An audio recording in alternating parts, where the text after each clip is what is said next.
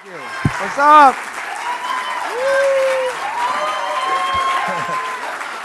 Gracias, papá. All right. Well, thank you all for coming. It's a full house. Thank you, John, for coming. And Thank them for coming. yes, a round of applause to you guys. Thank you. They make it an event, you know. Exactly, exactly. So I'm sure nobody here knows anything about you, but for those who don't, Because I'm very secretive about my personal life. Exactly. Very private. Exactly. For those of you who don't, tell us a little about where you grew up and what was that like? All right. Yeah. In case you haven't heard everything I've said about myself already, yeah, I was born in Colombia. I'm half Colombian, half Puerto Rican. Yeah. And un Colomboricua, as I call myself. And I came to the States. I'm an immigrant. I came here when I was 3 years old, and I grew up in Jackson Heights, Queens. Jackson Heights in the house. And you know, it was a difficult time. I mean, we were the first Latin family, so we were like pioneers. And so reverse gentrification started to happen, and white flight, and I had to deal with white people leaving from the neighborhood. But before they left, they all beat me up, and then the new groups came, and they beat me up too, all the Latin groups. But you know, I was forged in the streets of New York City and by the public schools in New York City, and it made me ready for Hollywood. I mean, It did. Seriously, I mean, growing up tough like that prepared me for incredible amounts of rejection that didn't break me, which might have broken somebody else. Exactly. And New York in the 70s and 80s was a tough place Yeah. to live, right? Yeah, but with it, you know, it's crazy, but there's so much duality that happens in life. At very difficult, tough, dark times, also great things happen. Because those New York City was bankrupt. There were all these poor groups, black and Latin, that were disenfranchised, and gangs happened, but also was the birth of graffiti, the birth of hip hop, the birth of spoken word that led to rap. You know, I mean, there was a lot of great movements happening in New York City at the same time as The birth of salsa. Yes, the birth of salsa. How could I right? forget that? Fania All-Stars and all these Fania All-Stars. incredible musicians. Yeah. So so that was kind of seeping into your psyche, right? This duality. How did that sort of manifest itself, you know, as you're growing up? I mean, was it one of these things where you were like, what am I? Who am I? Do I go with this? How did that manifest itself? I mean, of course, I guess being other, because you find out quickly that you are other, even though you thought you weren't. But then, you know, there's that, you have that one fight when you're 7 years old or someone you're playing with the kids in the block, and you beat them or something, and then they go, you spick. And then you go, whoa, oh, wait, I mean, how could you, excuse me?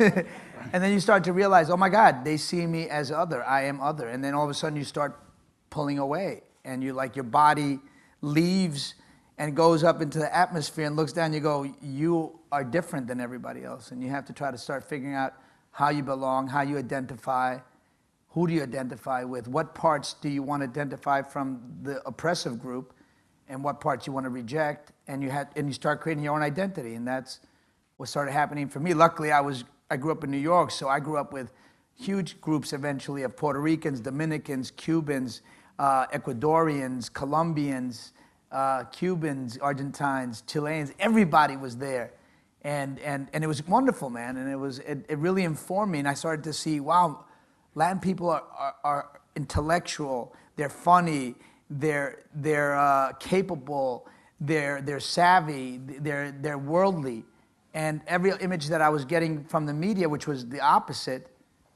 I rejected. It was easy to reject, and so that's why I started writing my own shows, because I needed to see the Latin people that I grew up with represented in the way that I saw them, not the way that they were being excluded or denigrated in movies and on television. You were telling me, I mean, it must have been something in the water, because you were surrounded by like a whole creative cast of characters, right? Crazy Legs, right? For those of you, you know, Crazy Legs. Crazy Legs is one of the pioneers of hip hop, of breakdancing.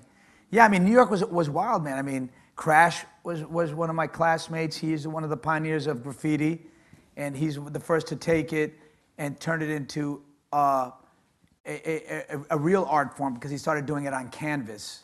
So he was the first to take it from the trains and put it on canvas. And you know, there were a lot of Latin pioneers at that time in terms of hip hop that nobody ever talks about. You know, there were DJs who were who were also managers to Busy Bee and Cool Herc, who were like the actual real first hip hoppers. Yeah. So on that note, I'm going to read kind of paraphrase a quote of an article that you wrote in the New York Times in 1991, where you said you'd like to rename your world to make it Latino-centric, a way to make you and us as Latinos equal. Like Vincent Van Gomez, Franklin Delano Rodriguez, Martinez Luther King, and that you wanted to live in Latino Landia, right, where Latinos brought these vibrant colors and music, this festive nature, stuff that you never saw or never felt that existed, and you just mentioned that. And then you created Mambo Mouth in this time, right, 1991, in part because of the lack of what you saw diversity on stage and screen. And as you said, to document our lives as Latinos, right? Yeah. So have things changed? Have we created this Latino Landia where we can embrace this? Yes and no. I mean, we've made huge strides, but still not enough. I mean, we're almost 20% of this country, and our access is still kind of nil. I mean, we are 50% of the population in Los Angeles, 50% of Los Angeles Latino, and we're less than 3% of the faces in films. That's a cultural apartheid. We are 35% of the population of New York City. White people are 35%. We're equal. Yet you don't see us on the cover of the New York Times, Lifestyles, Obituary, Arts and Culture. You rarely see our stories. I mean, that's cultural apartheid. We're still living in this weird place where we're less than 1% of government office, except that changed a lot this year. Yeah, yeah. And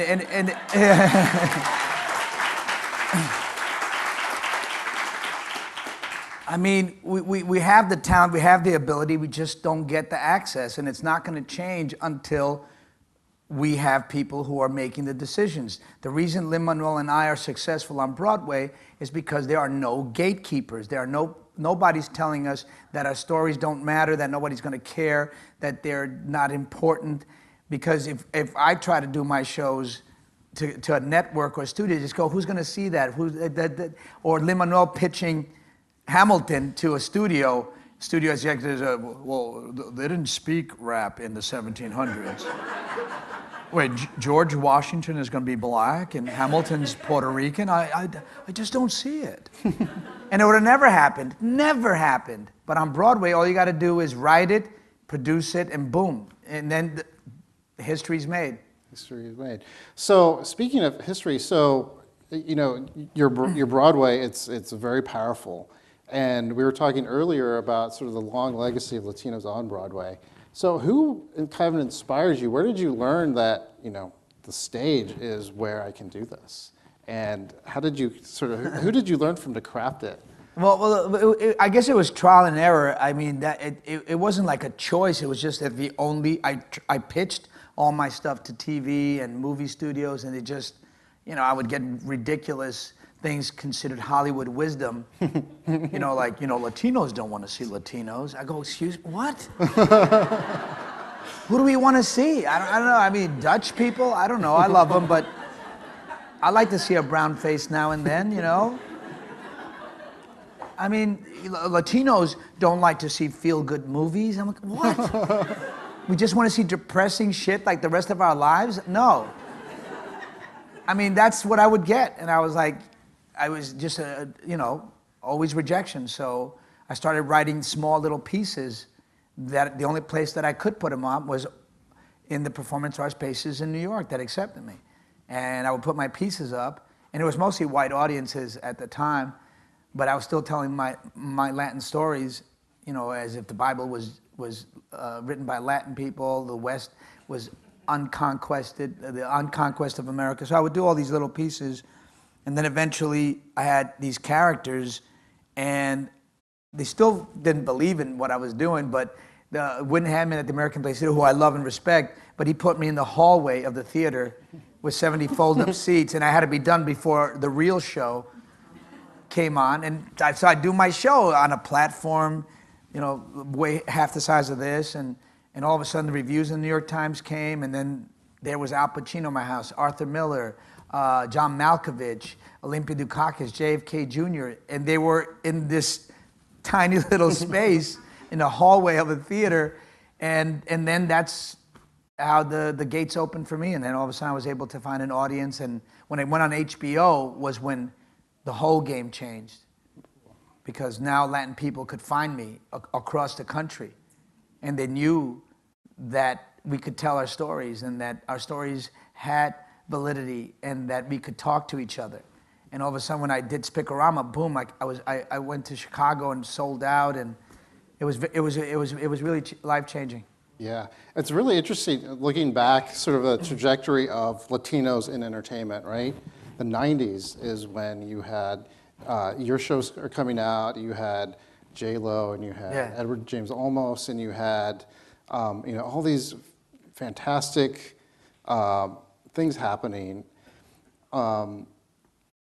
But then, you know, you sort of go back in time, right? The 70s, Edward James Olmos with Zoot Suit, or Cheetah and Rita, you know, in the late 50s and 60s. Cheetah Rivera, Broadway Rita star, Moreno. triple threat, and Rita Moreno, EGOT winner. Yeah.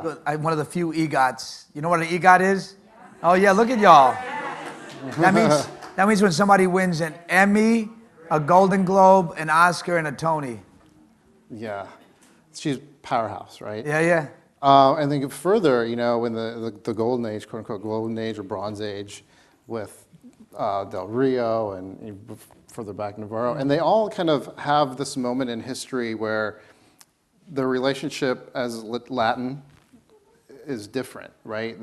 What you say is a duality that's happening now. Mambo Mouth was 90s. Latin for History for Morons now is, you know, in this era that's really difficult. How did this sort of environment, or that environment in the 90s, how was that shaping your outlook? And actually, how was that shaping your relationship with other Latino artists, Latin artists in the business? Were you guys connected? Were you guys working towards a targeted goal of representation, or were you guys just doing your own thing? You know, we're not as organized, I guess, as we could be. Definitely not as unified. Definitely we support each other, but it's not like a galvanized thing. I mean, I think this 45th, our POTUS 45 has definitely made us much more organized.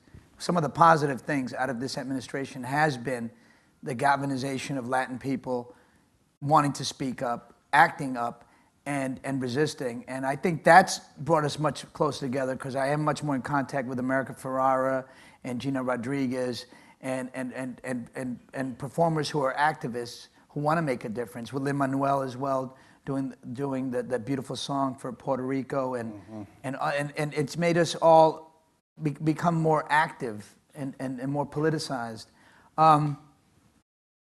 I don't know. I don't have the answers as to how we can change things and unify in a stronger way. I've been doing it on social media, calling out New York Times and Hollywood lately because of their lack of inclusion.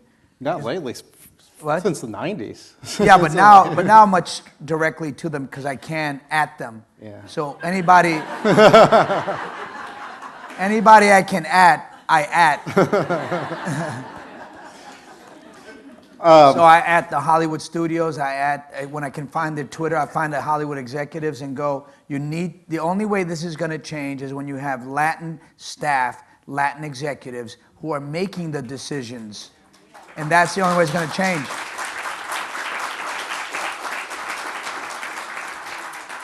So let's talk about Latin history for morons. How do you approach history, and what sort of draws you to some? We talked about history a lot this morning, and so how do you approach history? What draws you to a story or something that? In terms of history? Yeah, in terms well, of history. The genesis of this show was something, sad in my life. My son was being bullied at school severely. You'd think New York City, it's kind of crazy. Plus, he's half white anyway, so you're like, how is that even happening? But, they were cyberbullying him, calling it, creating games, Find the Mexican, and, they physically abused him.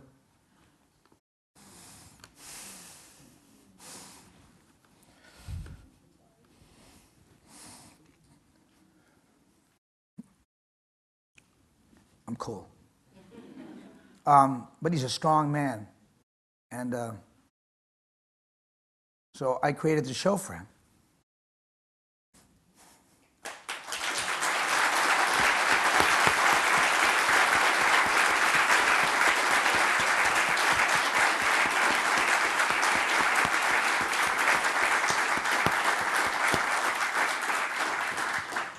And the show's a very powerful sort of moment of realization that, Latinos have been instrumental in the Wow, I mean, formation of the information United that I States. found out was crazy. I'm doing all this research to help my son have the words to fight the bullies, because I want him to beat them with information and facts and not fisticuffs. I want him to be better than me. And I started doing all this research, and then when I'm like, wait a minute, what? We helped build America? Wait a minute, how come I didn't know that? Feeling like a second-class citizen my whole life, because we were never in the history textbooks, never in the literature classes, never in the newspapers, never, lionized or canonized or aggrandized, but always just demonized.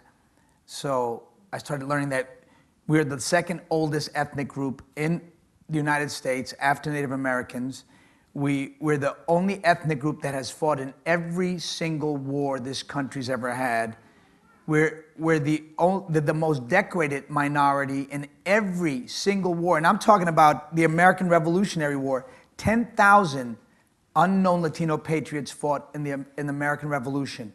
There were only 80,000 troops. We were 1 in 8. How is that not in the news? How is that not in my textbook? How is that not on the Discovery Channel? How is that not in Ken Burns' documentaries? How is that not in Spielberg's movies when he talks about history?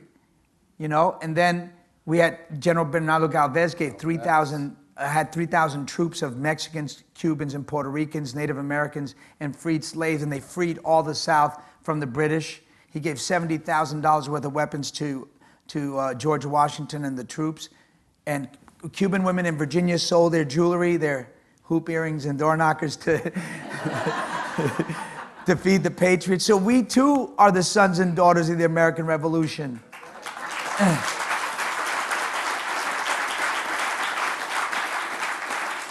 And then 20,000 of us fought in the Civil War, the North and the South. I know, we'll go wherever they pay us, you know how we do.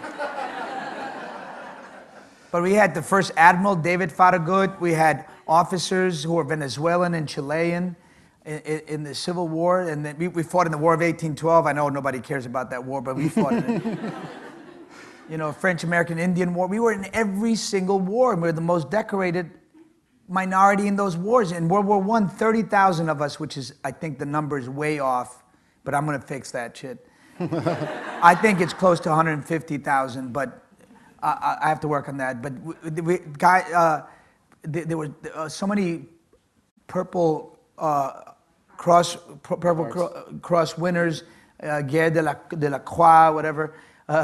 Latino soldiers that were awarded for doing amazing things. One guy was, I can't remember if it's Luis Serna, I think it is, who was in Germany, and he got shot and wounded, and as he was shot, he saved his troop of 24 soldiers and risked his life. Mm-hmm. Then in World War II, we were 500,000 soldiers. I mean, how is that not in Band of Brothers? I mean, how did you miss all those other brothers in your band? you had to like skip around the camera because 500,000 people. It's kind of hard to skip by. And you had this guy, blanking on his name, he was huge at the time, Mexican brother, who fought in Japan and captured 1,000 Japanese soldiers by himself. Right, and they made the film From Here to Eternity. Yeah. Yeah. So, you know, I'm going to call out one of our fellows who's trying to look at some of these, the Buccaneers, for example, from World War II, and trying to do, you know, these incredible projects. And so, shout out to you. To recognize some of these, some of these figures who have, you know, made incredible inroads into, you know, democracy here.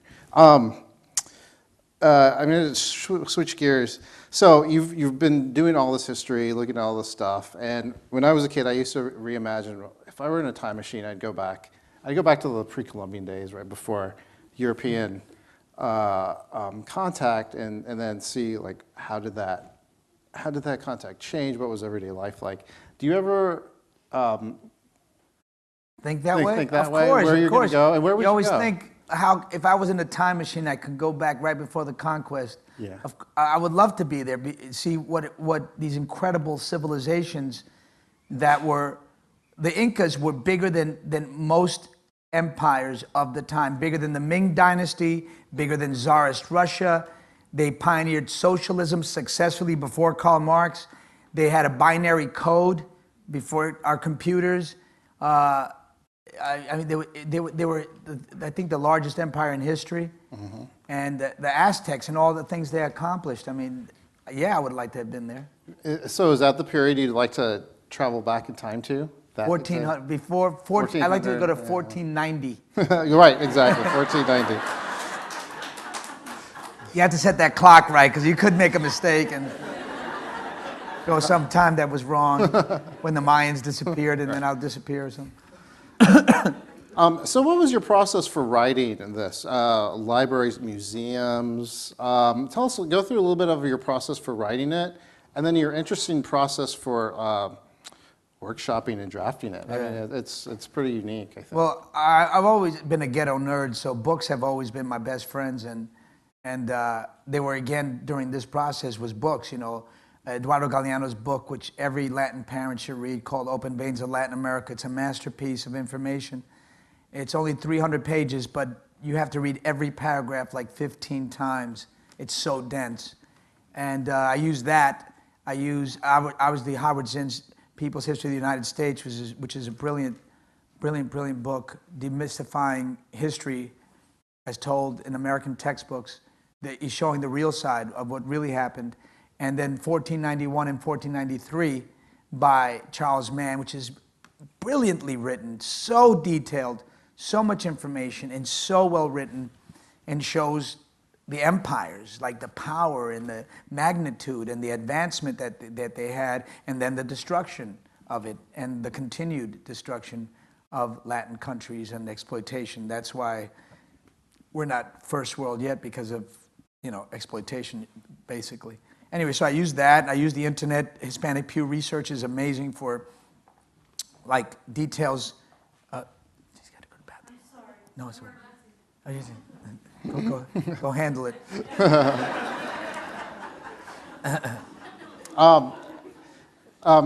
So you're drawing all these other things, and by the way, on your next project, we hope to be your, you know, a conduit or research institution. Come knocking on our door.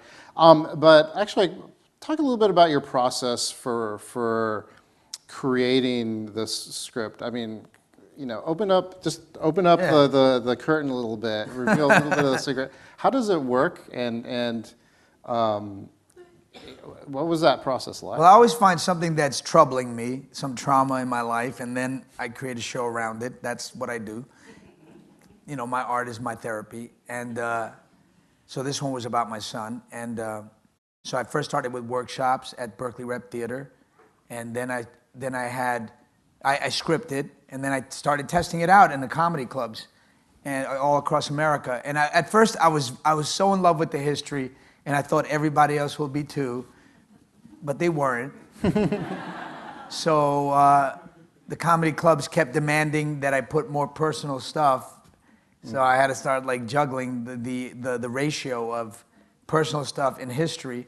And then the comedy clubs led me astray, too much to the personal and the joke. So I had to leave that and go back to the theater where people were more welcoming to information and the depth of what I wanted to mine, not just the surface comedy stuff. But the comedy's great because it makes it palatable to people, and it makes the groups I wanted to hit was Latinx teenagers, Latinx generation. I wanted to hit them, and the best way is through humor. So that's so I tried to find that sweet balance, and so I performed it. I always feel like by my 300th performance, my show seriously is like the right ingredients and the right ratios, and I feel like the writing, the comedy, the drama, the performing, it's all like can speak to people. Yeah, and it seems that the audience is getting younger, and you're reaching that key demographic, right? Oh yeah, we had a lot of. You look how young they are right now over there back there. I hear that little kid. He came here by himself. Have you thought about how to sort of bump it up a little bit more, sort of transition to other media that will really affect a lot more kids, a lot more folks who don't go see your shows? Absolutely. Ghetto Clown, I turned into a graphic novel, and it was nominated for an Eisner Award, which is like the Oscars of graphic novels. And so I'm going to do the same thing with Latin History for Morons, tone down some of the language and some of the sexual talk, so it's palatable for high schoolers, and then try to turn into something for younger kids, like a kid's picture book, because the whole message of the play is we are our own heroes, and we can be our own heroes, and so that's the message, and I think that's the uplifting message that I want to put across. Yeah, no, it's something that we try to deal with all the time, is how do you get young kids hooked onto history, right? And sometimes it's not easy. No, it's not. But you'd be surprised, man. I traveled across the country with my show. There were 13-year-olds coming up to me. Why isn't that in my textbook? I want to read about that stuff. And to get a 13-year-old to say that is pretty incredible. Yeah, exactly. Exactly. Just a couple more questions before we open it up to the audience. But music and dance are so important to your shows, right? I've always wondered if you had thought about doing like a John Leguizamo dance-a-thon kind of a show, right? I could have maybe 10 years ago. I know my knees are kind of So how do you draw your inspiration? What role does the music and dance play for you personally and in your craft? I just feel like dance is such a huge part of Latin culture, and especially my growing up. All our parties ended up just dancing. You would start with a dinner, and then, I don't know how it happens, we all look at each other. Everybody lifts the table, rolls up the carpet, and then till 3 a.m. in the morning or whatever, they just dance for the rest of the night. And that's how it was, and so I always put music into my shows because music and dance is such a huge part of Latin culture. Yeah. And we have great music, and we have great dance. Exactly. We have cumbia, merengue, salsa. We have bachata, tango. We have such great samba. We have so many dances, so many great music, mariachi music, which I love too, and tejano. I love all of our music. It's amazing. Yeah. You've mentioned Corazon, right? Where that show. Oh, because you showed me that item. Yeah, and when Morales sings her song, that was like a key Priscilla moment. Lopez, she was Puerto Rican actress in the show, and Corazon was huge for me because I saw when I was 14, and that was the first time I saw a Latin person, a Puerto Rican person in a show as the lead, and I was like, oh my God, she's talking to me.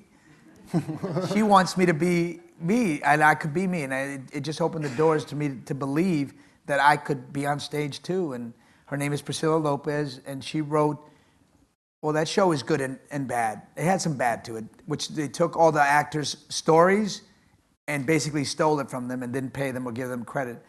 but it's a powerful piece that I enjoyed.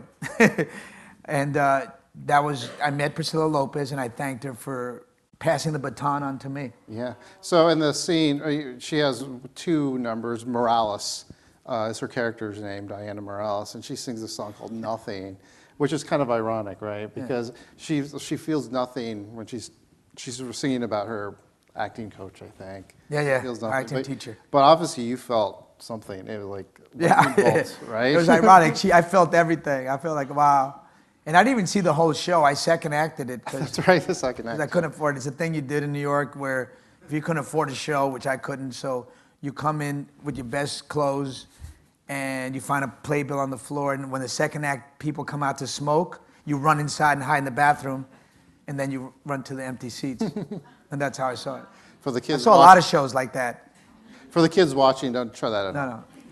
No. But I think that's how I learned how to write, because I never knew what the first act was, so I had to try to imagine it.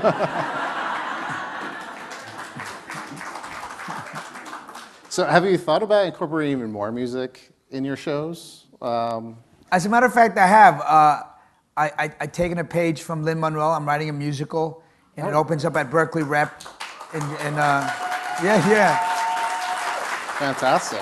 Hopefully it'll make its way over here, right? Yeah, no, that's the hope. Yeah, it opens up at Berkeley Rep in April, and then at La Jolla Playhouse in August, and hopefully at the Public in December. It's called Kiss My Aztec.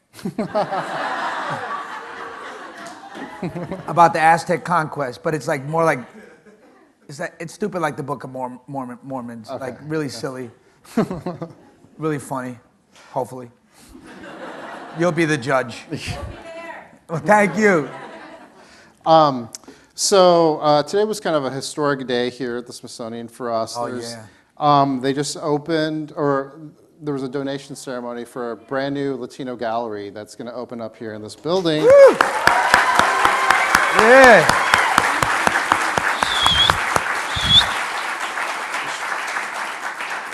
Shout out to all my Latino Center friends here.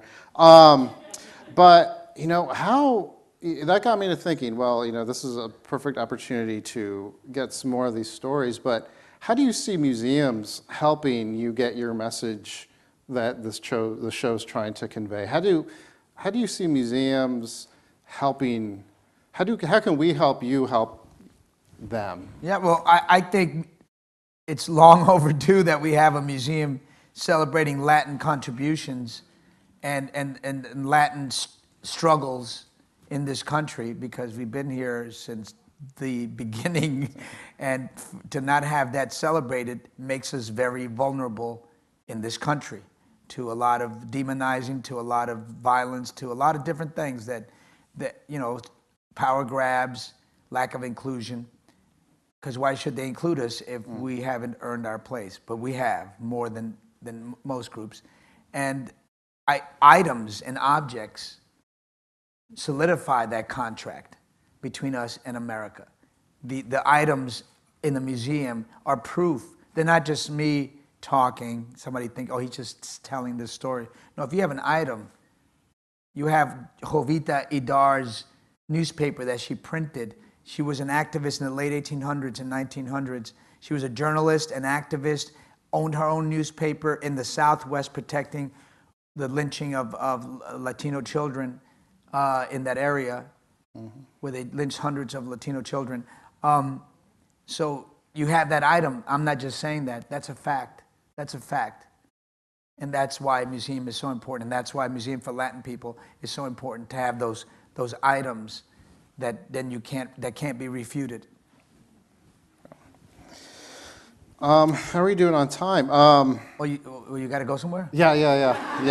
I got a thing. He's a museum curator. He's got to polish stuff, dust it. Yeah. The number. Yeah. Annotate it.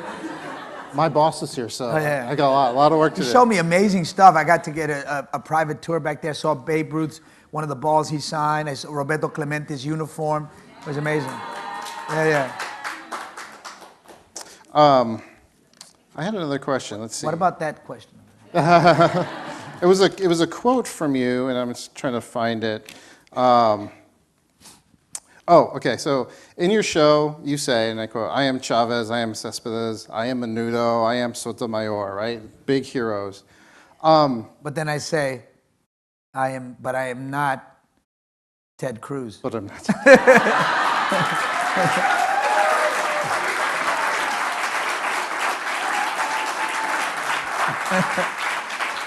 He said it, not me. I know, I know. And You stay neutral. I don't have to. So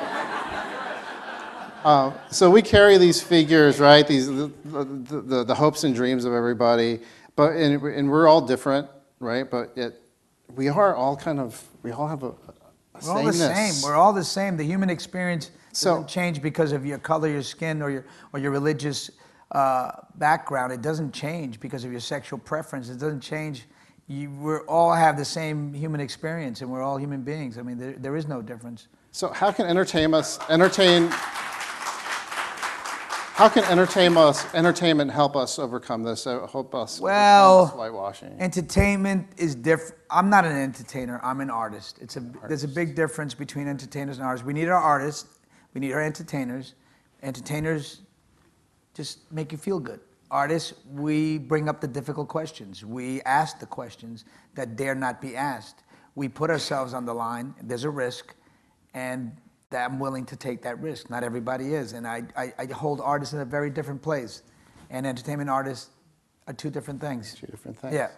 And so, But artists can bring up a lot of things. Like I tried in my show to bring up all these difficult issues, you know, bullying, you know, racism, you know, violence towards the violence that this country has always celebrated. So I bring these issues up, you know, and I try to make them with my skills of humor to make it palatable, make it interesting, and make people pay attention. well, I think we all appreciate the efforts for that. Should I open it up to questions? All right. We're gonna. I don't know if there's. They look very curious. They look like they want to. Is there a mic anywhere? No. Okay. The first hand I loudly. saw. Speak loudly so everybody can hear you. The woman in the green. We don't need a microphone. Should I stand? Hi. I wanted to thank you for doing this. I'm more Hispanic and Native American than anything else, and people look at me and they just go like, "You're white." What would you say to parents who have children and they sort of whitewash them? I was born in 1980, so they didn't want me to learn Right. Spanish. They didn't want me to. Even when I was looking for jobs, my mom was like, "You should use the last name Patton," which is her surname. Yeah. It put me at a disadvantage now. I didn't learn Spanish as a child. I had to learn it later. Yeah. But what would you say if you were, because you raised your son who's also My son's biracial. Yeah. exactly. So what would you say if you had to do that like 30 years ago? You know, every experience is individual and unique. You know, it's a tough question for tough parents. A friend of mine, Sandoval, she sent out her resume, her picture, as a test. She's very dark-skinned, Afro-Latina, and she sent out one picture with her Latin name and one with an American name. The Latin name got nothing, no callbacks. The American name got callbacks. So yeah, there is a stigma to being Latino in this country. And I didn't want to change my name. Lots of agents asked me to change my name, told me to stay out of the sun and stuff like that. And I did stay out of the sun for a long time, I'm not gonna lie, because I wanted to work. And there was really, I didn't want to be gangsters and drug dealers all the time. I wanted to have decent, respectful roles and put out a respectful image, but it was very difficult. I didn't change my name, and then I started sitting in the sun again. and it's a tough question. I mean, there are a lot of actor friends ask me, should I change my name? And I go, dude, it's up to you. I mean, it is a harder path, but do you want the easy path? I mean, is that gonna make you feel better, or that you won using your own Latin heritage? I wanna win using everything that I felt made me. I wanna, a win without being everything that made me feels empty. So that's my answer. Yeah, no, it's really interesting. You know, you look at like Dolores Del Rio or somebody who are, and the issue of stereotypes, right? When in the entertainment industry back then, Oh, yeah. how through time they're either sort of challenging it or they're conforming to it, and it kind of boggles my mind that this entertainment industry still has that. It's unbelievable that in 2018, we're still playing drug dealers. I mean, enough of that shit. I mean, it's ridiculous that Hollywood is still putting us in those roles that continue to feed into this administration's talk of and demonizing of us. It's ridiculous. The things that we're doing are so incredible, so amazing. J Balvin is the #1 artist on Spotify. He beat Drake, okay? The 10 top songs of this year were all Latin people. It was Cardi B, it was Maluma, it was Camila Cabello, it was I'm blanking, Bruno Mars, who's half Puerto Rican. I mean, we're accomplishing. I mean, Alexandria Ocasio-Cortez set the tone for Beto. She's a pioneer. I mean, we're doing amazing things. I mean, we flipped 4 big seats in New York City. All Latin women took those seats. Yeah. That's what I want to see in movies.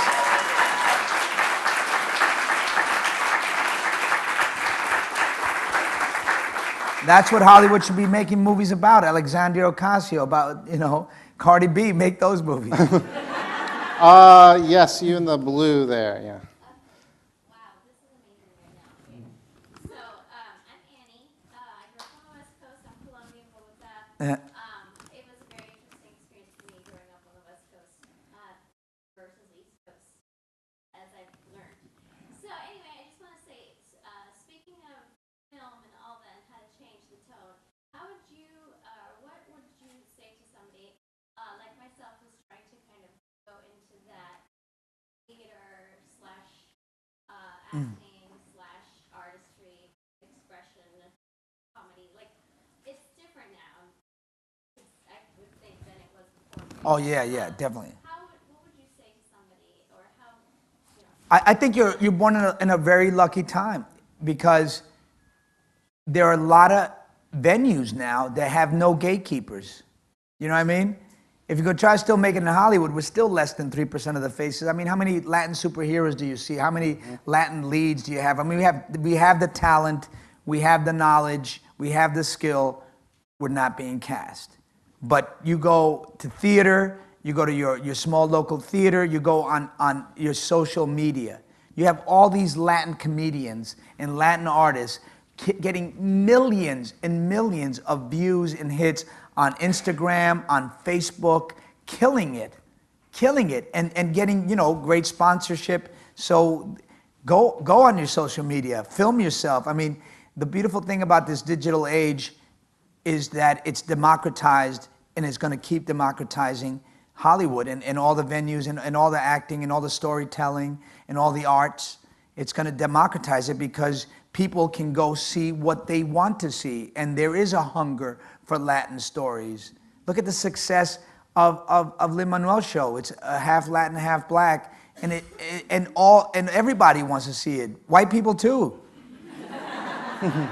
So there is a hunger for our stories and our faces and our talent. There's just the gatekeepers don't see that and are late to the game. So forget them, F them, do it yourself. In the back with a brown.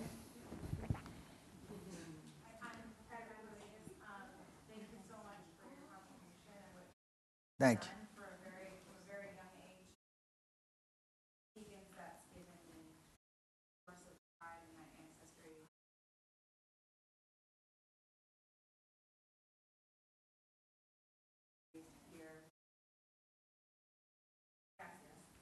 De nada.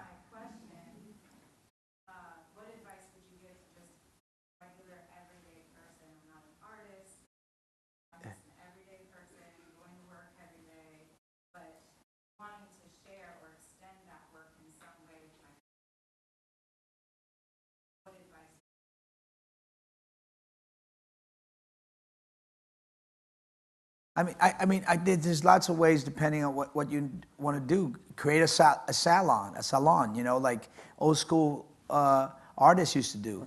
Like have a book club and invite your friends over and read amazing books and share.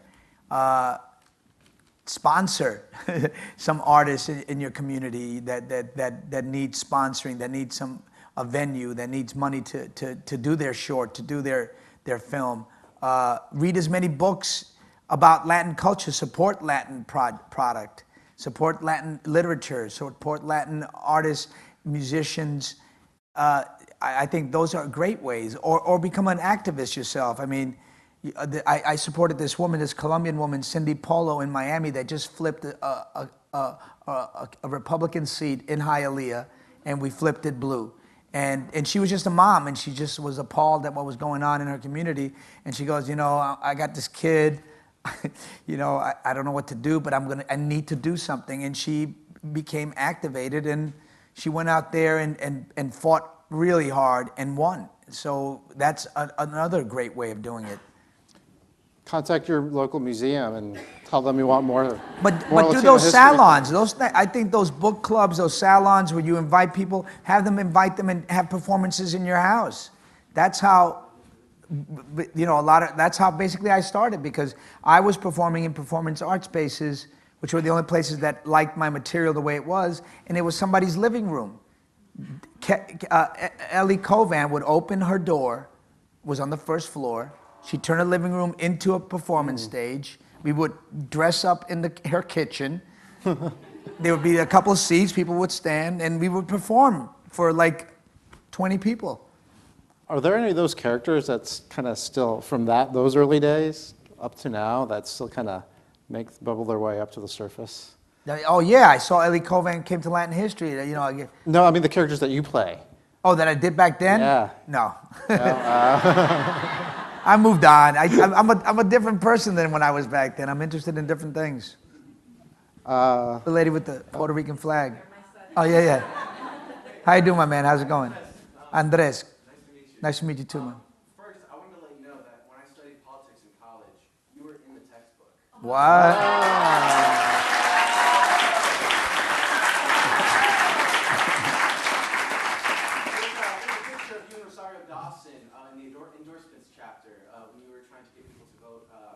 Oh, yeah, the Rock the Vote, yeah. And it was really cool to see you there, so I just want to thank you for that. Also, I want to thank you for making that distinguishment of artist and entertainer. I work in the Smithsonian's Discovery Theater, where we go to public schools, we perform for the kids, and we do cultural shows. And it really is a difference, because I am an actor there, but I don't feel like it when I'm performing there, because we're interacting with the audience and we're teaching them so much, and we can gain from there. And speaking of there, we do a show called African Roots Latino Soul, and there's a big part about identity, about boxes. And I wanted to ask you, what is it like code switching in the industry?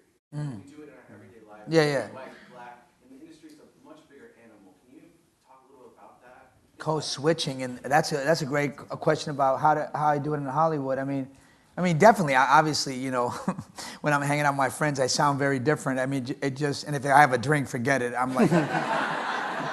All of a sudden, my language just changes, my accent changes. I mean, this is an accent that I've improved, believe it or not. But I used to talk so, like, y'all was like this, yo, what's up? What's both of us be hanging out? What you gonna do? I ain't hanging out like that. You know, so I've improved myself somewhat. And so that's kind of a little bit of code switching, you know. When I'm with my white friends, I tend to want to, you tend to want to blend in somehow, you know. And then when I'm hanging out with my high school friends with Crash and Crazy Legs and Gennaro and Ruben, I sound different, you know. Do you find yourself doing it more back then than now? The code switching? Yeah. Well, the code switching back then was more of a defense mechanism to try to succeed. Right. Now I don't have to do it, but it just happens, you know. Unless I have a drink, then I can't code switch anymore.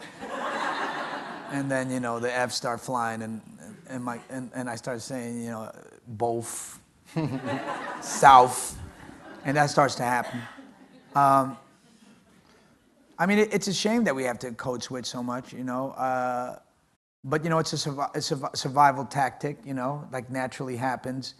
People do it just to fit in with your group. And I don't think it's a totally bad thing either, you know, as long as you can not feel shame about the other part of your culture, you know, whatever, if it's your Latin side or your street side or your ghetto side or whatever that other side is, as long as you don't, it's not a shameful thing, it's just a way to succeed, you know, that you code switch, because they may not understand what you're saying. They may not understand your lingo. They may not understand your accent, you know, so you do have to talk a little bit differently when you want to succeed, you know. So if I do want to code switch, avoid the drinks. Yeah. You shouldn't be drinking on the job anyhow. If there's one piece of advice, a company party is not a place to drink. Don't ever, you're there to work, bro. Go home and then have your drink. Let's take standing up. Hello, everybody. My name is Natalie. I'm from Colombia. I was born and raised there, and I moved here a year ago. I've been an actress since I'm a child, and I look up to you, and you're a great example, man. Oh, thank you. I just want to say thank you. Muchas gracias. Because you're an icon in this industry for us. Yeah, I have a question. I believe that your advice about creating our own content and starting to like change this stereotype by your own hand is an important advice, and I do believe it's the right thing to do. But being in this country, like, starting to notice that in order to get your new reel full of projects that you are doing here, the only opportunities they give you as an actor in these roles that are, you know, related to criminal situations. What's your advice? Should we, as young actors who are starting to explore this industry, should we accept these roles in order to?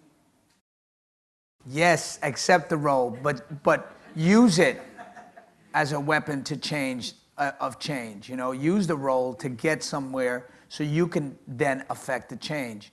I mean, Benicio Toro played drug dealers back in the day. I played drug dealers back in the day. Luis Guzman played drug. We had to. We didn't want to, but what were you going to do? I turned down Carlito's Way 40 times till it said, you know, we're not going to ask you one more time. Okay, I take it. Because I didn't want to play another drug dealer. I was so sick of it. And then, you know, but it was my opportunity. It helped finance my life so that I could do the things that I really want to do. But you're right. I think this is an opportunity to create your own, write your own, direct your own. We can do this, and we can figure out ways to do it. And don't accept no for an answer. Don't ever take no for an answer. Just keep trying to find different paths. A river finds many different ways to the ocean, and that's what you have to be. All right, well, I think on that note, unfortunately, we're out of time. All right, one more with the flag, fine. Thank you so much. First, Make it quick. I would like to thank you for everything that you have done with this. With the film, it has touched me. It has moved me. I'm like, where were you in high school when I first saw this? And now I have this for my son. My son went through bullying. He went through it. I feel you. I can relate to what you went through. So thank you. My question is quick. Now that you've opened this opportunity, this is out there. You know, if people are listening, are watching, is there anything that's going to follow with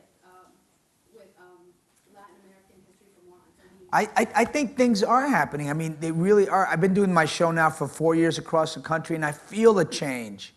I feel a real change. And I'm not just an optimist, but the feedback that I'm getting on social media, people writing these long paragraphs of what this history means to them and how it's changed their lives. This 70-year-old Puerto Rican woman from the Bronx came up to me at my show, goes, oh no, I'm gonna cry again.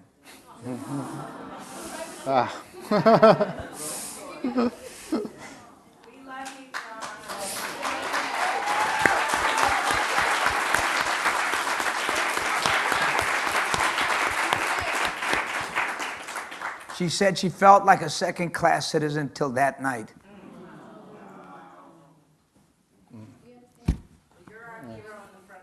Exactly.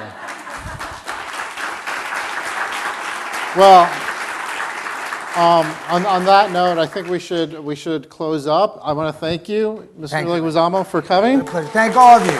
Thank you for coming, everyone. Thank you. Thank you very much. Woo! Thank you, man. Great. Thank you.